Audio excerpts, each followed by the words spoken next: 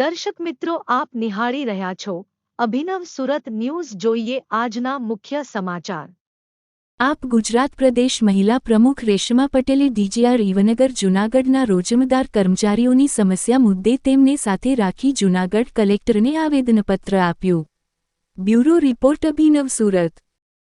આજે અમે જે કોન્ટ્રાક્ટ પદ્ધતિ ચાલી રહી છે, જે આઉટસોર્સ છે, જે ફિક્સ પગારદાર છે, આ દરેક મુદ્દાઓને લઈને ગુજરાતના અનેક શ્રમિકો પીડાઈ રહ્યા છે અને આ પીડાને વાચા આપવા માટે આજે અમે જૂનાગઢ કલેક્ટર સાહેબને આવેદનપત્ર આપ્યું. કારણ કે ઈવનગરમાં જે એનઆરસી જે ડીજીઆર છે ત્યાં આ શ્રમિકોએ કામ કરેલું છે અને એ કોન્ટ્રાક્ટ પદ્ધતિનો શિકાર બનેલા છે.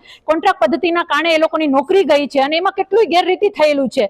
સરકારના ઓર્ડરો છે કે ભાઈ આમને કાયમી કરો, છતાં પણ કાયમી કર્યા નથી. આ એમના પીડિતો છે, એટલે પીડિતોને લઈને અમે સમગ્ર ગુજરાતના શ્રમિકો માટે અવાજ ઉઠાવીએ છીએ કે કોન્ટ્રાક્ટ પદ્ધતિ દૂર કરો, જે ફિક્સ પગાર છે એ દૂર કરો અને આઉટસોર્સ દૂર કરો. અને આવું જો સરકાર અમારી વાત નહીં સાંભળે તો આવા દરેક ગુજરાતમાં શ્રમિકો દ્વારા આંદોલન કરવામાં આવશે અને ગુજરાતના જે સત્તાધીશો છે એને જગાડવામાં આવશે. એટલે આમ આદમી પાર્ટી એ એક સામાન્ય વર્ગની પાર્ટી છે. અમે શ્રમિકોનો અવાજ બની અને રોડ ઉપર નીકળીશું. આજે અમે આવેદન આપ્યું છે, અમને ન્યાય મળવો જોઈએ. અને ખાસ કરીને જ્યારે જૂનાગઢના આંગણે થયું છે ત્યારે ડીજીઆરમાં જે પોલમપોલ ચાલી રહી છે ત્યાં કોઈને કોઈ સત્તાનો બીક નથી.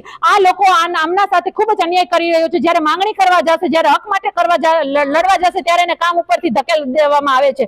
અને જેના ઓર્ડરો થયા છે એ ઓર્ડરોને લઈ લેવાને બદલે એ લોકોને હજી પણ રોજીરોટી વગરના આવ્યા છે. અને બીજો અમારો ખાસ મુદ્દો એ છે કે આ જે શ્રમિકો આટલા 10-10, 15-15 વર્ષથી લડે છે તો એ લોકો પણ હવે થાક્યા છે અને છેલ્લે થાકી અને કોર્ટનો સહારો લીધો છે. ત્યારે અમારો એક સૌથી ગુજરાતના શ્રમિકો માટે એ પણ મુદ્દો છે કે જેટલા પણ શ્રમિકોના કેસ ચાલે છે, જેટલા પણ આઉટસોર્સના કેસ ચાલે છે, આ દરેક ફાસ્ટ ટ્રેક કોર્ટમાં ચલાવવા જોઈએ, જેથી કરી અને આ જે શ્રમિક વર્ગ છે જે આર્થિક અને માનસિક રીતે પીડાતો બંધ થાય અને એને ન્યાય મળે. એટલે ન્યાયની વાત સાથે અમે રજૂઆત કરવા આવ્યા છીએ અને આગામી દિવસોમાં જો ન્યાય નહીં મળે તો આ ચિંગારીએ ભડકો બનશે અને આંદોલનનું સ્વરૂપ રહેશે અને ગાંધી ચિંધ્યા માર્ગે અમે અવાજ ઉઠાવશું.